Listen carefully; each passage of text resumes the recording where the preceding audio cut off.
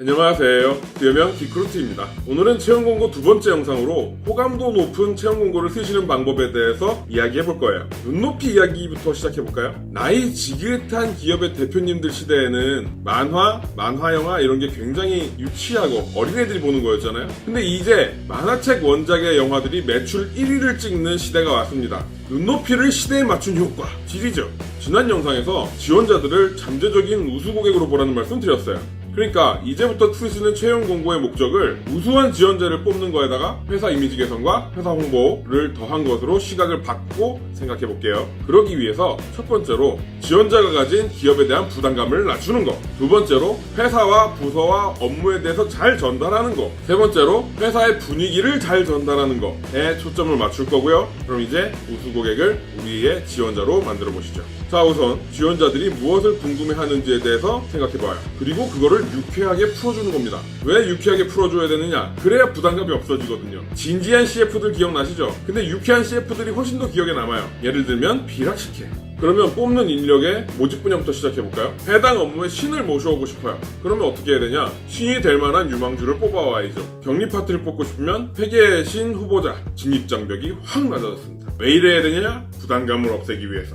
중소기업이 사람을 왜 뽑을까요? 이걸 누군가가 안 해주면 지금 있는 사람들이 이 업무를 다 나눠가져야 돼요. 업무가 특수한 경우에는 일정의 마비가 옵니다. 내가 돈을 주고 고용을 하긴 하지만 나는 갑이 아니에요. 난 도움을 받아야 되거든. 그래서 솔직하고 담백하게 써봅니다. 물론 읽기 좋게요. 회계를 좀 도와주세요. 우리를 좀 도와주세요. 영수증 모아주세요. 법인카드 정산해줘요. 우리는 당신이 필요해요. 여기까지 보면 지원자들이 무슨 생각할까요? 이 회사는 사람 뽑는 걸로 장난치나? 그런 생각할까요? 아니에요. 사람마다 다르겠지만 이 회사는 들어가서 업무 적응하는데 어려울 것 같지 않다예요. 혹은 이 회사에 들어가면 사람들과 잘 어울리는 데에는 문제가 없을 것 같다예요. 부담감 많이 줄어들었죠. 자, 자격 요건 한번 가볼게요. 학력, 경력 이런 건 유머러스하게 쓰기 좀 애매해요. 그래서 저 같은 경우엔 그 밑으로 좀 더 씁니다. 지력 85 이상, 초능력 있으면 좋음, 괴력 나도 원함 같은 걸 씁니다. 아재 개그 같다고요? 채용 공고 올리는 사람들은 거의 다 아재예요. 회사가 자꾸 지원자에게 뭘 갖췄으면 좋겠다, 어떤 능력이 있었으면 좋겠다 이런 걸 자꾸 원하잖아요. 지원자 입장에서는 엄청 고민하게 됩니다. 이 부분도 고민하지 않게 해주는 거예요.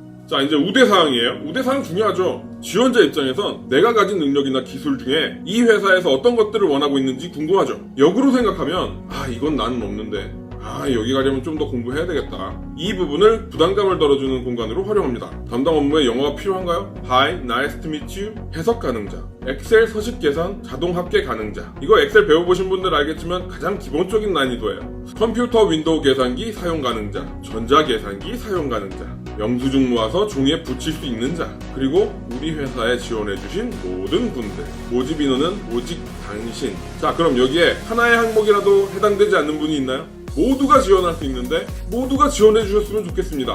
대놓고 이야기했어요. 부담감은 다 날아갔습니다. 이젠 부담감이 없어요. 근무 환경에 있는 내용이 어떤 내용이든 간에 일단 부담감 없이 보는 겁니다.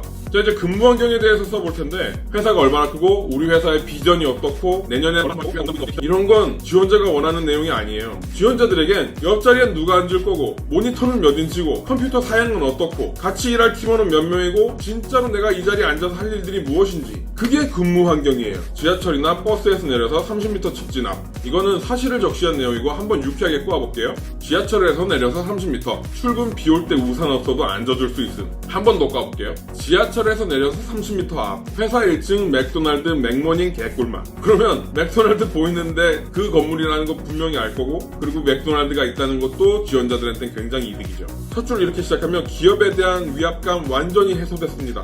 자, 더 가볼게요. 구성원 남녀 비율 굉장히 중요합니다. 안 중요할 것 같죠? 5대5나 6대4로 딱 써보세요. 자, 그럼 관련 업무 한번 써볼게요. 회계, 영수증 모으기, 법인카드 내역 관리, 초과 지출 직원 부탁, 목표 달성은 끝자리 0. 창조적이고 창의적인 사고력은 필요 없음. 900점대 토익 점수는 나도 없음. 신발 사이즈 토익 점수는 옆자리에 앉은 애도 없음. 어학연수는커녕 제주도도 안 가봤음. 경험도 별로 없고 컴퓨터도 잘 못하고 취직이 힘든데 회계는 잘하는 분. 필요한 건 잘하든 못하든 바로 당신. 자, 지원자가 여기까지 읽었으면 끝났습니다. 이 회사는 적응이 문제가 아니에요. 기업의 권위의식 이런 거랑은 이제 연관도 안 돼요. 정시 퇴근해서 집에 가서 저녁 먹는 자신을 상상하고 있을 겁니다. 이 기업에 대한 호감도가 막 상승하고 있을 거예요. 신입이면 이력서에 뭐가 적혀 있을까요? 없죠. 지원할 신입을 위해 이렇게 써봅니다. 굉장한 경력으로 채워질 흰 이력서. 여러분, 능력이 있는 신입자들 몰려오는 소리 들립니다. 지원자의 입장에서 쓴 이 채용 공고는 제가 2015년에 다니던 애니메이션 회사의 격리 파트를 뽑는 채용 공고였어요. 디포털 메인 페이지에 걸려 있었고 각종 카페, 온라인 언론사들로 퍼날라졌습니다. 이틀 만에 200명이 넘는 지원자가 몰렸고요. 업무용 이메일이 마비되어서 그 중에 한 명 뽑고 바로 내렸습니다.